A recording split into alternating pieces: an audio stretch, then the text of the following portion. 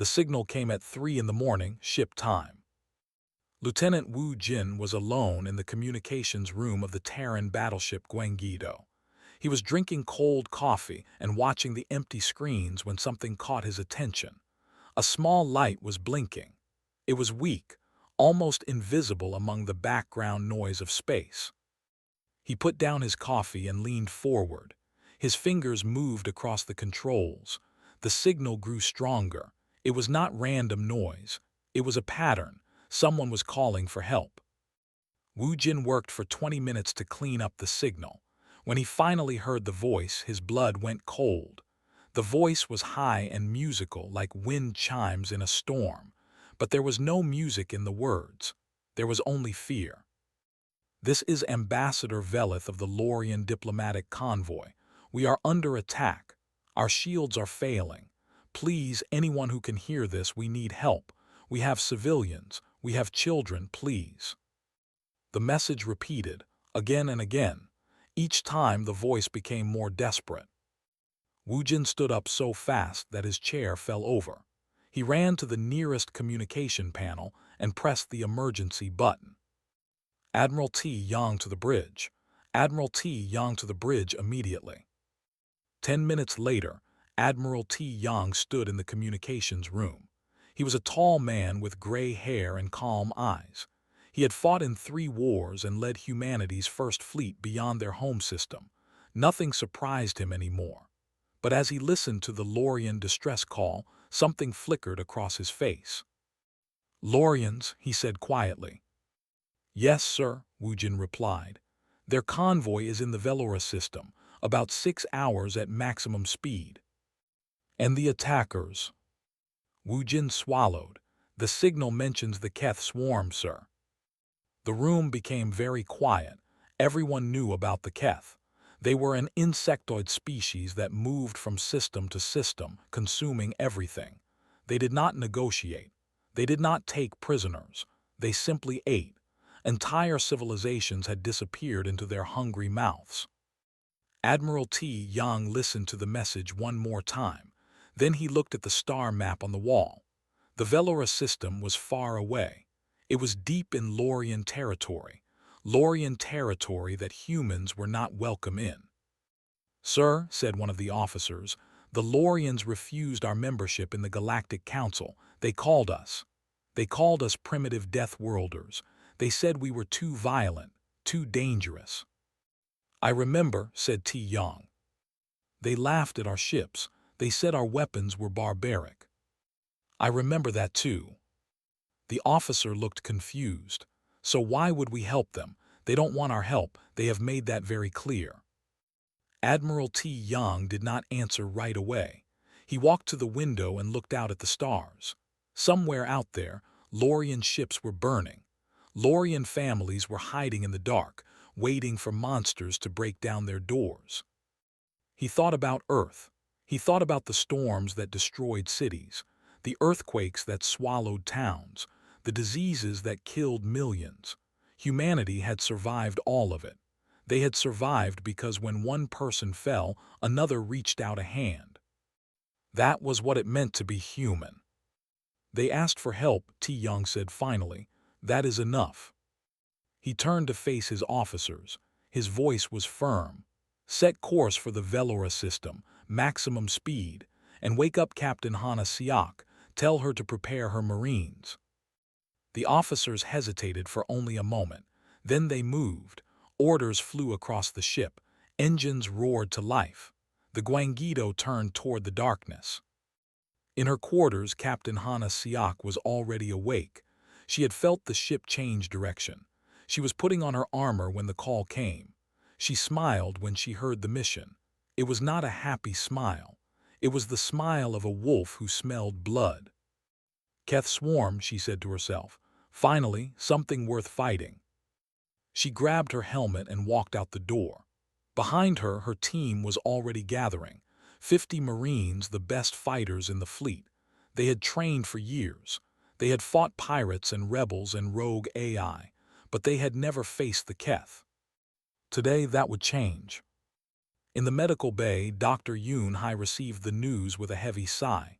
She began preparing her equipment: extra blood supplies, burn treatments, trauma kits. She had treated soldiers before. She knew what was coming. "How many beds do we have?" she asked her assistant. 50, doctor. "Prepare 100, and tell the other ships to do the same." Her assistant looked worried. "Do you think it will be that bad?" Yoon Hai did not answer. She had seen battle wounds before. She had held soldiers as they died. She knew the truth that officers never spoke out loud. In war, you always need more beds than you think. The Terran Relief Fleet gathered in formation, 12 ships in total. The Gwangido was the largest, a heavy battleship covered in thick armor. Behind it came cruisers and destroyers, each one built for war. They were not elegant like Lorian ships. They were not beautiful. They looked like what they were: weapons. Admiral T. Yang stood on the bridge and watched his fleet prepare. He thought about the Lorians who had looked down on humanity. He thought about their crystal ships and their peaceful ways. They had never known war. They had never needed to fight. Now they were learning the hard lesson that Earth had taught humanity long ago. The universe was not kind. The universe was not safe. And when the monsters came, you needed someone who knew how to fight back. "All ships report ready, Admiral," said the navigation officer. T. Yang nodded. "Open a channel to the fleet." The channel opened. Across 12 ships, thousands of humans stopped to listen. "This is Admiral T. Yang. You have all heard the distress call. The Lorians are in danger. The Keth swarm is attacking them. Now I know what some of you are thinking. The Lorians rejected us. They called us savages. They said we were not worthy of the Galactic Council." He paused. "They were wrong about us, but that is not why we are going. We are going because they are in danger. We are going because they asked for help. We are going because that is who we are." His voice grew stronger. "We are humans. We come from a world that tried to kill us every day. Earthquakes, storms, predators, disease. We survived because we stood together. We survived because when someone screamed for help, we answered." He looked at the stars ahead. "Today someone is screaming and we will answer. All ships engage faster than light drive. We have a rescue to make." The engines hummed. Reality bent around the ships. And then, in a flash of light, the Terran Relief Fleet disappeared into the void. 6 hours away, the Lorians were running out of time. They did not know that help was coming. They did not know that the Death Worlders they had rejected were racing toward them at impossible speed. They only knew fear, and hope, and the desperate prayer that someone, anyone, would hear their call. Someone had. Ambassador Velith had given up hope. She stood on the bridge of the Serenity's Grace, watching her people die. The crystal walls of her ship were cracked. The lights flickered. Outside, the Keth swarms circled like hungry birds around a wounded animal. 3 of her convoy's ships were already destroyed. 2 more were breached, their corridors filled with screaming and the sound of claws on metal. The remaining ships huddled together, their shields failing one by one. Commander Orath stood beside her. He was the closest thing the Lorians had to a military leader. His silver uniform was torn. His face was pale. "How long until they break through?" Velith asked. "Minutes," Orath replied.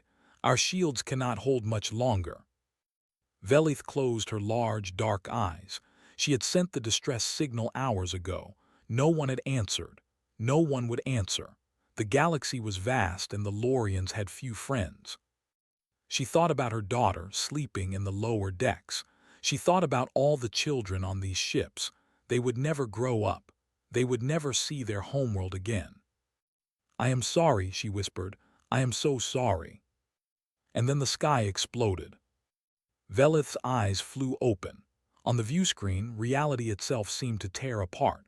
Flashes of light burst across the darkness, and through those tears came ships. They were nothing like Lorian vessels. They were dark and angular, covered in metal plates and weapons. They had no grace, no beauty.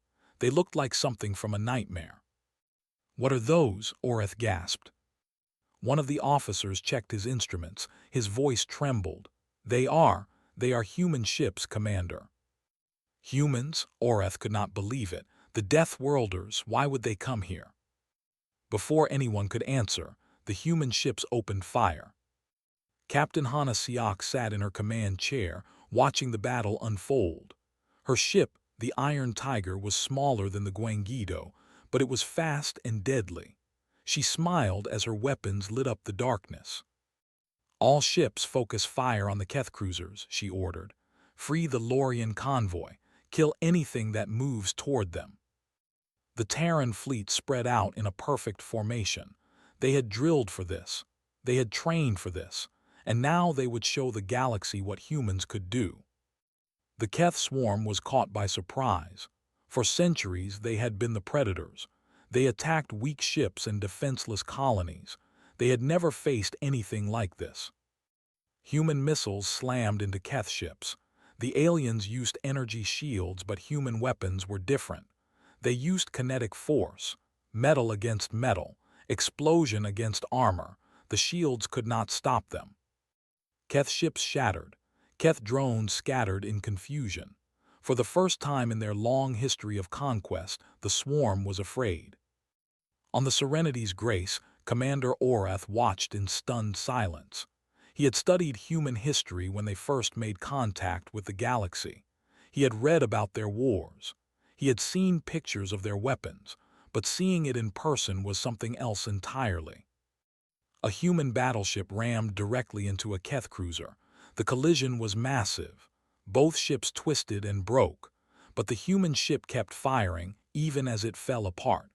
Even as its hull cracked open, the weapons kept shooting.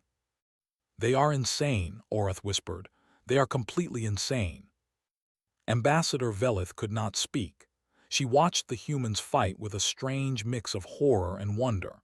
These were the creatures the Galactic Council had rejected. These were the savages they had laughed at. They had come to die for strangers who had insulted them. A voice crackled over the communication system. It was deep and calm. "Lorian convoy, this is Admiral T. Young of the Terran Relief Fleet. Hold your position. We will protect you." Velith stepped forward. Her voice was shaking. "Admiral, why are you here? We rejected your people. We called you barbarians." There was a pause. Then T. Young answered simply, "You called for help. We came." Velith had no response. The battle raged for 2 hours. The Keth swarm was massive, but the humans fought like nothing they had ever seen. When human ships were damaged, they did not retreat. They flew faster, hit harder. When human soldiers were wounded, they kept fighting. Sergeant D. Ho led a boarding party onto a breached Keth ship. His team of 20 Marines cut through the alien corridors with fire and steel. The Keth drones were fast and strong, with sharp claws and acid blood. But humans had something the Keth did not understand. They had rage. D. Ho lost 5 soldiers in the first 10 minutes. He felt each death like a knife in his heart. But he did not stop. He could not stop. Behind him, in the Lorian ships, innocent people were waiting. "Push forward," he shouted. "We don't stop until they're all dead." His Marines followed him into the darkness. They fired their weapons until they ran out of ammunition. Then they used knives. When the knives broke, they used their fists. The Keth had never seen anything like it. These soft-skinned creatures from a small blue planet fought like demons. They laughed when they were hurt.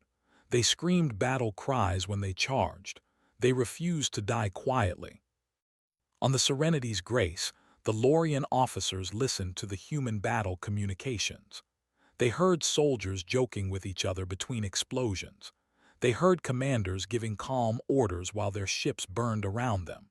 They heard a wounded Marine singing a song as he fired his last rounds. "What are they?" a young Lorian asked. "What kind of creatures are these?" Commander Oreth shook his head slowly. "They are Death Worlders," he said. "They come from a planet that kills. Everything about them is designed to survive, to fight, to win." He watched a human destroyer sacrifice itself to block a wave of Keth drones. The ship exploded in a ball of fire, taking 100 enemy ships with it. "We called them primitive," Oreth said quietly. "We were fools." Ambassador Velith stood at the viewscreen, tears streaming down her face. She watched humans die to protect her people. She watched them fight with a fury that terrified her, and she felt something she had never expected to feel. Gratitude, deep, painful gratitude. The tide of the battle began to turn. The Keth swarm was powerful, but they were not used to losing. When their numbers dropped, when their ships burned, they did not know how to respond. Admiral T. Yang watched from the Guangido. His fleet had taken heavy damage. 3 ships were gone, 2 more were crippled, but the Lorian convoy was safe. The Keth were retreating. "Admiral," said Lieutenant Wu Jin, "the Keth are pulling back, but they are not leaving the system." T. Yang frowned. "Where are they going?"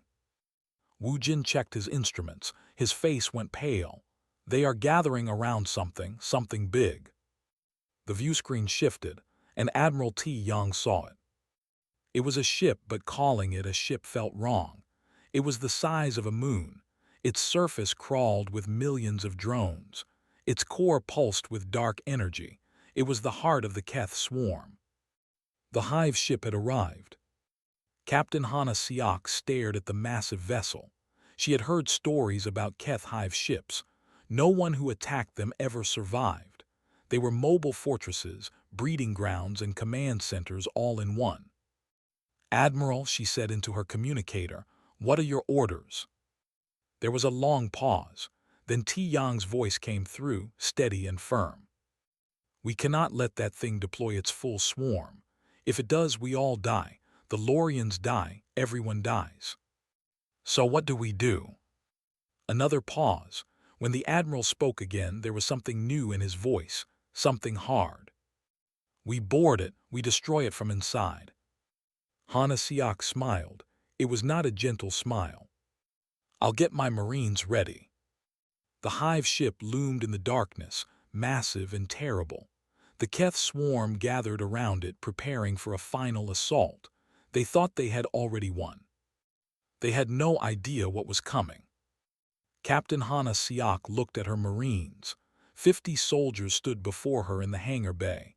They were covered in heavy armor, carrying weapons and explosives. Their faces were hard. Their eyes were ready. She had led these soldiers through a dozen battles. She knew their names. She knew their families. She knew that some of them would not come back from this mission. "Listen up," she said. Her voice was calm. "We are about to do something that no one has ever done before. We are going to board a Keth hive ship. We are going to plant charges in its core, and we are going to blow it apart from the inside." No one spoke. They all knew what this meant. Hana continued.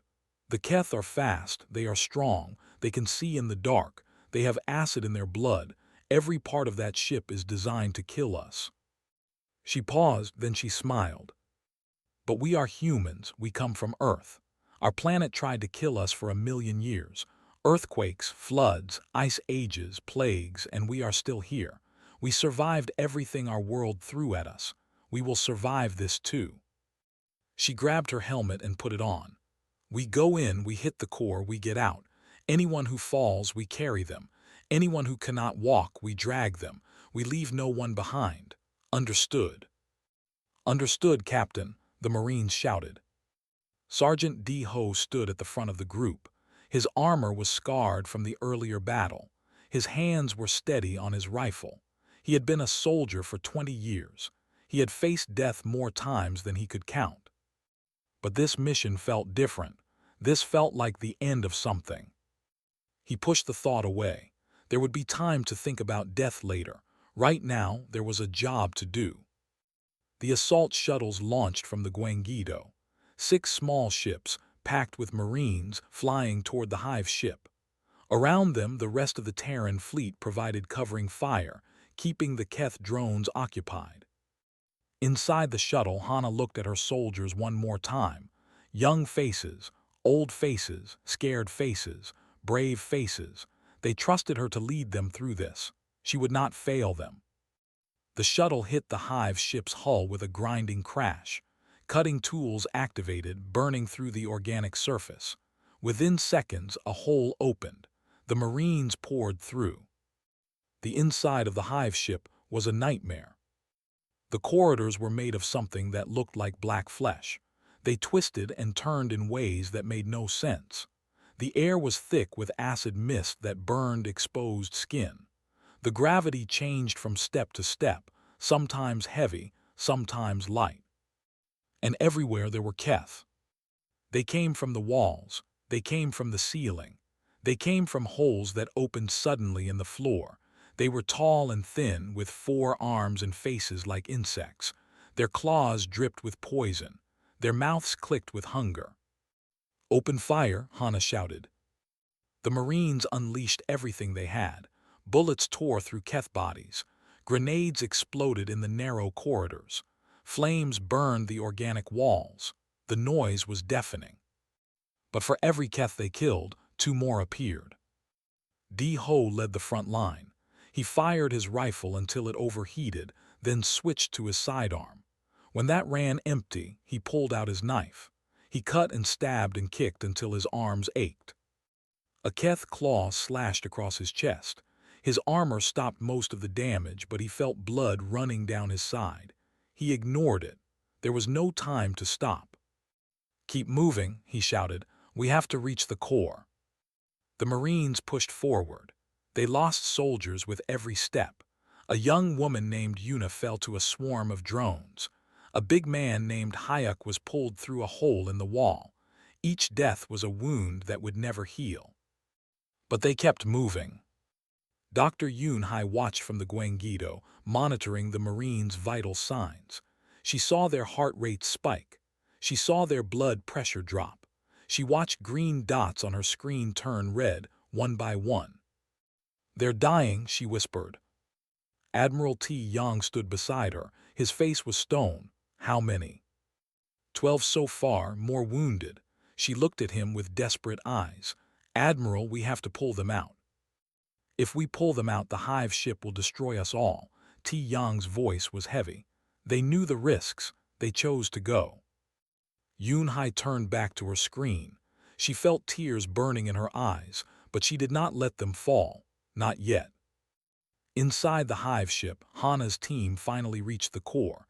It was a massive chamber filled with poolsing organic material. In the center, a glowing sphere of dark energy hummed with power. This was the heart of the hive ship. This was what they had come to destroy. But between them and the core stood an army. Hundreds of Keth drones filled the chamber. Among them moved larger creatures, Keth warriors with extra arms and armored bodies. They clicked and hissed, sensing the intruders. Hana counted her remaining soldiers. 32. Just 32 left from the 50 who started. "We don't have enough people for this," one soldier said. "Then we'll have to be enough," Hana replied. She pulled out the explosive charges from her pack. "I need 5 volunteers. Everyone else covers our approach." Every single soldier raised their hand. Hana felt her heart swell. These were the best people she had ever known. "Di-Ho, you're with me. Jaiwan, take the left flank. Min-Ho, right side." She gave out orders quickly. "Everyone else, give them hell." The Marines charged. What followed was the bloodiest 10 minutes of Hana's life. Her soldiers threw themselves at the Keth without hesitation. They fought with guns and knives and bare hands. They screamed and bled and died. Di-Ho stayed at her side as they pushed toward the core.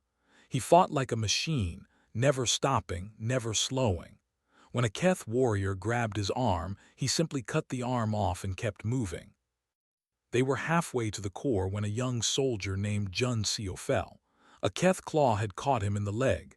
He could not stand. "Leave me," he shouted. "Complete the mission." Di-Ho grabbed him and threw him over his shoulder. "No one gets left behind," he growled. They reached the core. Hana's hands were shaking as she placed the charges. Blood dripped from a dozen cuts on her body. Her vision was blurring, but she worked quickly, setting the timers.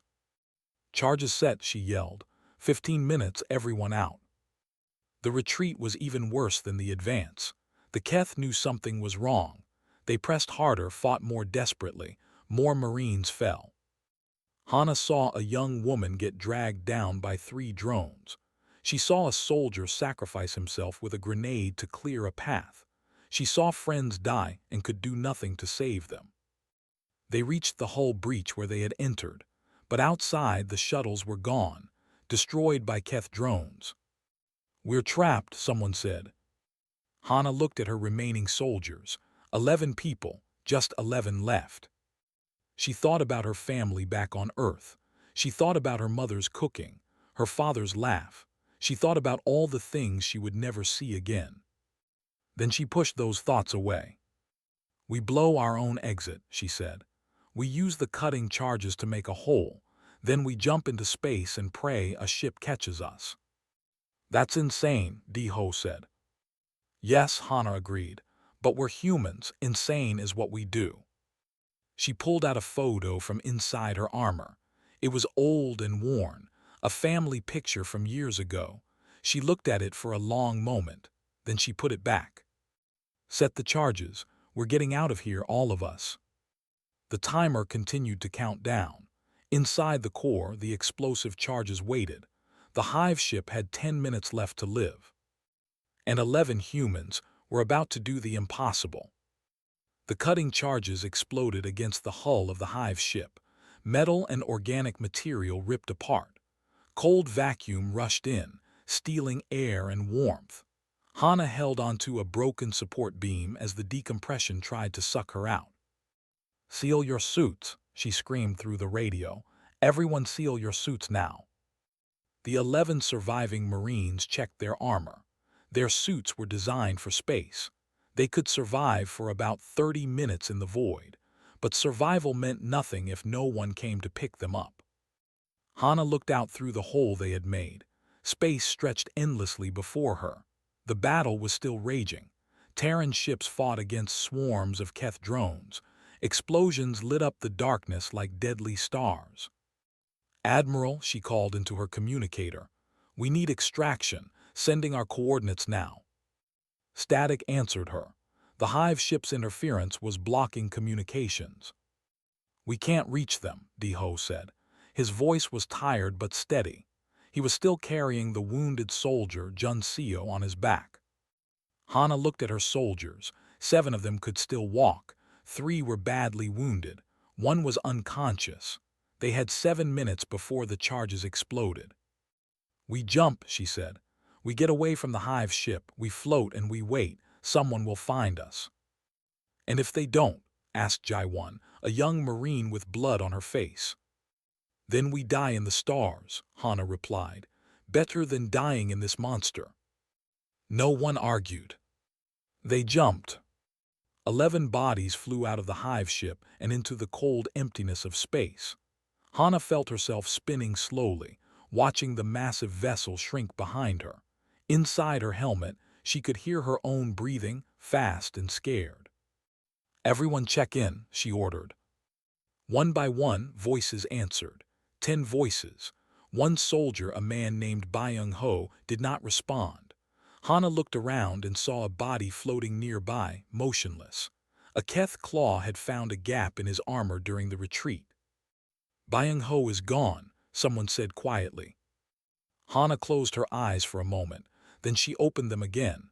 "We mourn later. We survive now. Keep together. Activate your emergency beacons."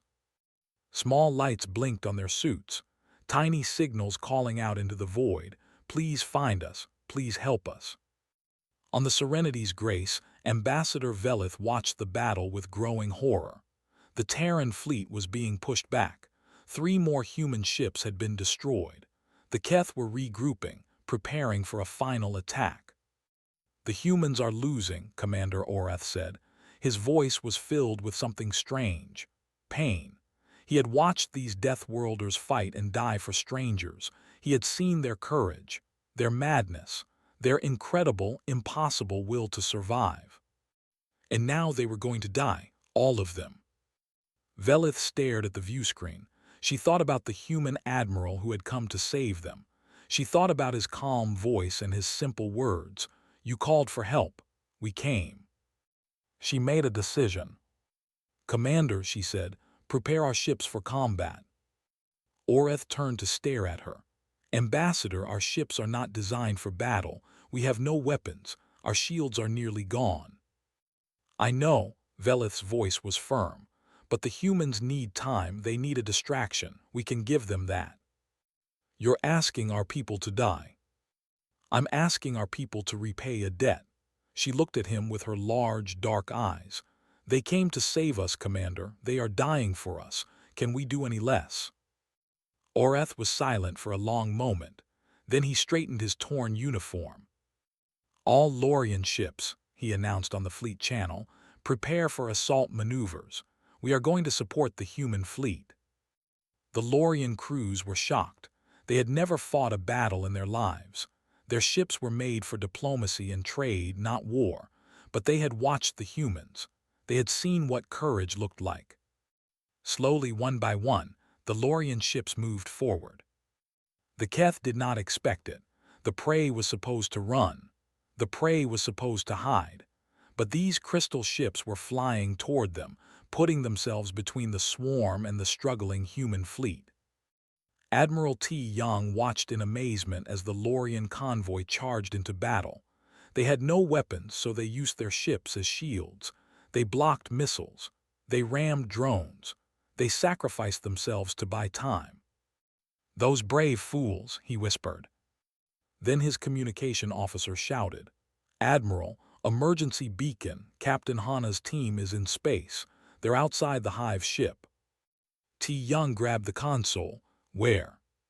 "Coordinates coming in now. They're drifting about 3 kilometers from the Hive ship." 3 kilometers. The Guangido could make it, but the Keth were everywhere. Getting close to the Hive ship meant flying through a storm of enemies. T. Young did not hesitate. "All power to engines. Get us to those coordinates now." The Guangido surged forward. Keth drones swarmed around it, clawing at its armor, trying to breach its hull. The ship's guns fired endlessly, creating a path of fire through the enemy. Dr. Yoon Hai ran to the medical bay. She grabbed emergency supplies, blankets, oxygen tanks. She ordered her team to the airlock. "We're picking up survivors," she said. "Be ready for serious injuries." The Guangido reached the drifting Marines just as the Hive ship began to glow. The charges inside were reaching critical mass. "Open the airlocks," T. Young commanded. "Get them inside. We have less than a minute." Crew members in spacesuits flew out of the ship. They grabbed floating bodies and pulled them inside. Yoon Hai was waiting at the airlock, reaching out with her own hands. Hana was the last one in. She was barely conscious, her armor cracked, her face pale behind her helmet, but she was alive. "Everyone," she whispered, "did everyone make it?" Yoon Hai looked at the Marines being carried past her. She counted quickly. 10. Only 10. 10 survivors, Captain, she said softly. One was lost in space. Hana closed her eyes. 32 had gone in. 10 came out. 22 soldiers had died inside that nightmare. Before she could respond, the universe turned white. The Hive ship exploded. The blast was enormous, a wave of fire and force that spread across the battlefield. Keth drones were vaporized by the thousands. Keth cruisers shattered like glass. The heart of the swarm was gone. On the bridge of the Guangido, Admiral T. Young watched the explosion. He felt no joy. He only felt tired. "Status report," he said quietly. "The Keth are retreating, Admiral. Without the Hive ship, they're scattering. The battle is over." Over? Such a simple word for so much death. T. Young looked at the casualty list on his screen. 3 ships lost. Hundreds of sailors dead. 22 Marines gone forever. And on the Lorian side, 3 ships destroyed, hundreds more dead because they chose to help. But the convoy was safe. The civilians were alive. The children would grow up. He supposed that had to be enough. In the medical bay, Yoon Hai worked through the night. She treated burns and wounds and broken bones. She saved every life she could, and when the worst was over, she finally let herself cry. Hana lay in a hospital bed, wrapped in bandages. Di-ho sat beside her, his own wounds treated. He had refused to leave her side. "We did it," she said. Her voice was barely a whisper. "We did it," he agreed. He looked at his scarred hands. "But the cost." "I know," she reached out and touched his arm. "I know." Outside the medical bay, Ambassador Velith stood watching through the window. Beside her, Commander Oreth leaned on a crutch. He had been injured when a piece of debris hit the bridge during the Lorian charge. "They saved us," Velith said. "These Death Worlders, these barbarians, they saved us." Oreth nodded slowly. "They are not barbarians, Ambassador. They are something else entirely, something the galaxy has never seen before." Velith watched Hana sleeping in her bed. Such a small creature, such a fragile body, but inside that body burned a fire that could not be killed. "What are they?" she asked. Oreth thought for a long moment before answering. "They are hope," he said finally. "Terrible, beautiful hope." The battle was over. The swarm was scattered. And in the cold darkness of space, humans and Lorians floated together, bound by blood and sacrifice. Tomorrow, they would begin to heal. 3 days after the battle, the Terran fleet and the Lorian convoy drifted together in space. Both sides were damaged. Both sides were mourning. But something had changed between them. In the medical bay of the Serenity's Grace, Lorian healers worked alongside Dr. Yoon Hai. They shared techniques and medicines. They saved lives that neither could have saved alone. When a human soldier woke up scared and confused, a Lorian nurse held his hand and sang soft songs until he calmed down. On the lower decks of the Guangido, Lorian children played games with human sailors. Sergeant Di-ho, his chest wrapped in bandages, taught them a simple game with dice that humans had played for thousands of years. The children laughed when he let them win. It was the first time any of them had laughed since the attack began. Admiral T. Yang sat in his quarters, reading the final casualty reports. 412 humans dead, 381 Lorians lost. The numbers blurred before his eyes. A knock came at his door. "Enter," he said. Ambassador Velith walked in. She moved slowly, carefully. Her elegant robes were simple now, the fine jewelry removed. She looked older than before, wiser, sadder. "Admiral," she said, "may I speak with you?" He gestured to a chair across from him. "Please." She sat. For a long moment, neither spoke. Then Velith asked the question that had been burning in her mind since the battle began. "Why did you come?" T. Young looked at her. "I told you, you called for help." "Yes, but that is not enough of a reason." Her voice was soft but insistent. "We rejected your people. We insulted you. We called you primitive and violent. We said you were not worthy of the Galactic Council. Why would you risk everything for us?" T. Yang was quiet for a moment. He looked out the window at the stars. Somewhere out there was Earth, the small blue world where his species had been born, the world that had shaped everything they were. "Do you know about Earth?" he asked. "Only what the records say. A dangerous planet, harsh conditions, high gravity, extreme weather." "That does not begin to describe it." T. Yang smiled slightly. "Our world tried to kill us every single day. We had earthquakes that swallowed cities, volcanoes that buried civilizations, floods that drowned continents, diseases that killed millions."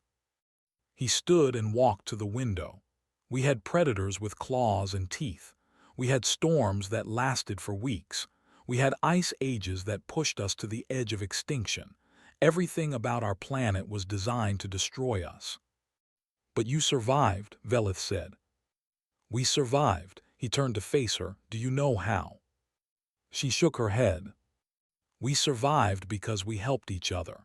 When the earthquake came, we pulled our neighbors from the rubble. When the disease spread, we cared for the sick. When the predators attacked, we stood together and fought. That is who we are. That is what Earth made us." He sat back down, his eyes meeting hers.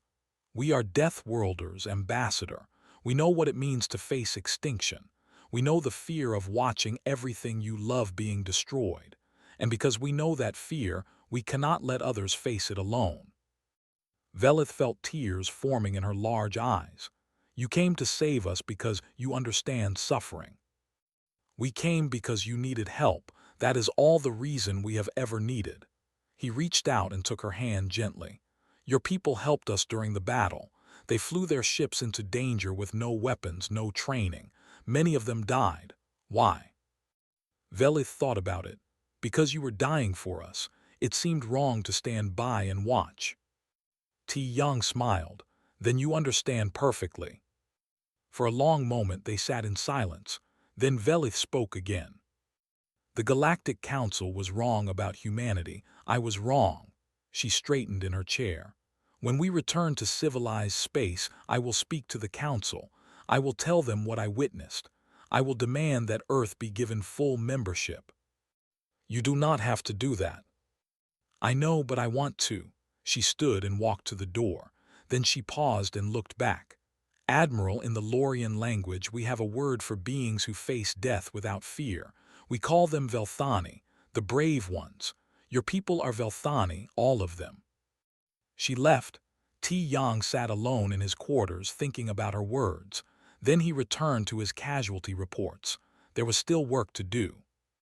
6 months later, Ambassador Velith stood before the Galactic Council. The chamber was vast, filled with representatives from 100 different species. Some floated in special tanks. Others stood on multiple legs. Some were made of energy. Some were ancient beyond human understanding. All of them watched the small Lorian ambassador step forward. "I come before this council to speak about humanity," Velith said. Her voice echoed through the chamber. "Many of you know them as Death Worlders, primitive creatures from a dangerous planet, savages with crude weapons. That is what I believed too before I met them." She paused, gathering her thoughts. 6 months ago, my convoy was attacked by the Keth swarm. We sent a distress signal, not expecting anyone to answer. The humans answered. They came across light years of space. They fought an enemy that had never been defeated. They boarded a hive ship and destroyed it from within. Murmurs rippled through the council.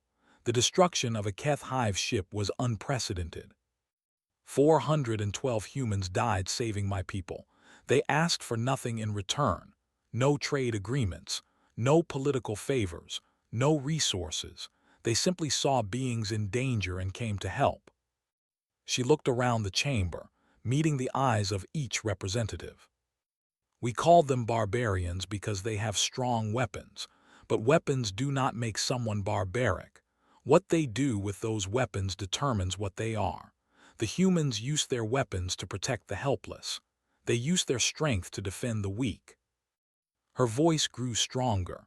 "We rejected them because they come from a dangerous world, but that dangerous world taught them something precious.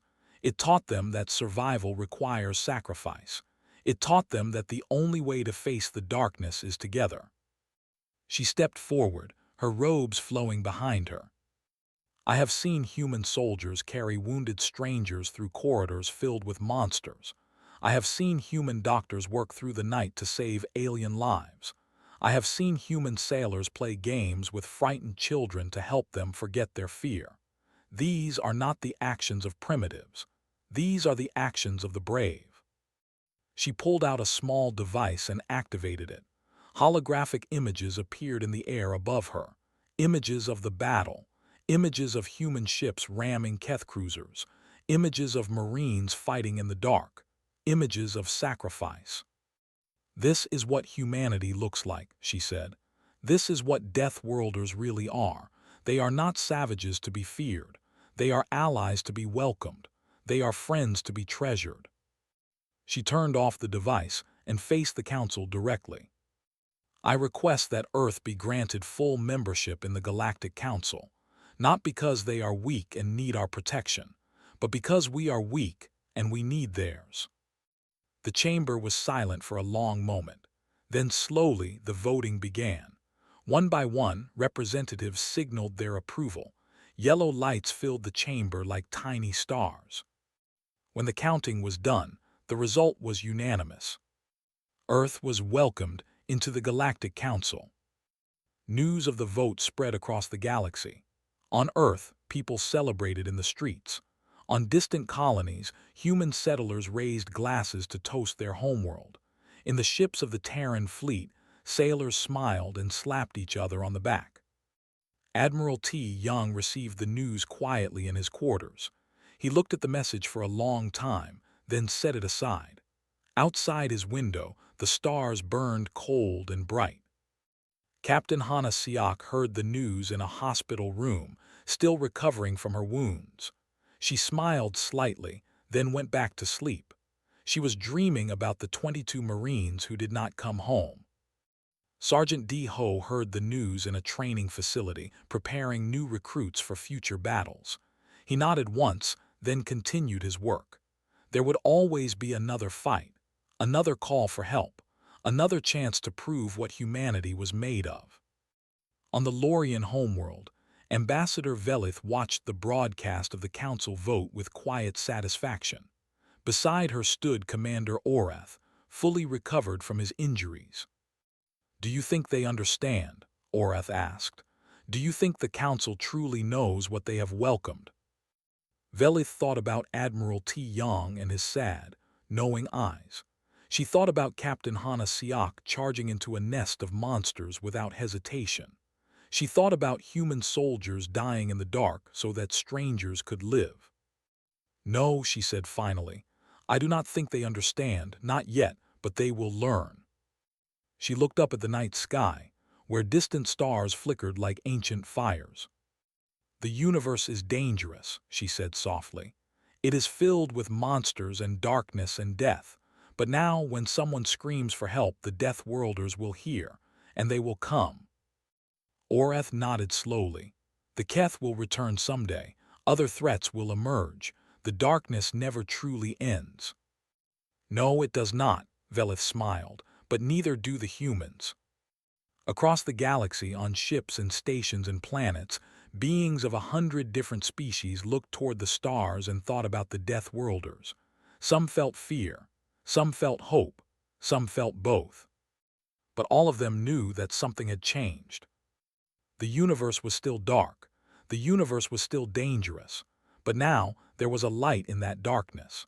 A strange, fierce, impossible light that came from a small blue planet and refused to be extinguished. The Death Worlders had arrived. And they were not going anywhere.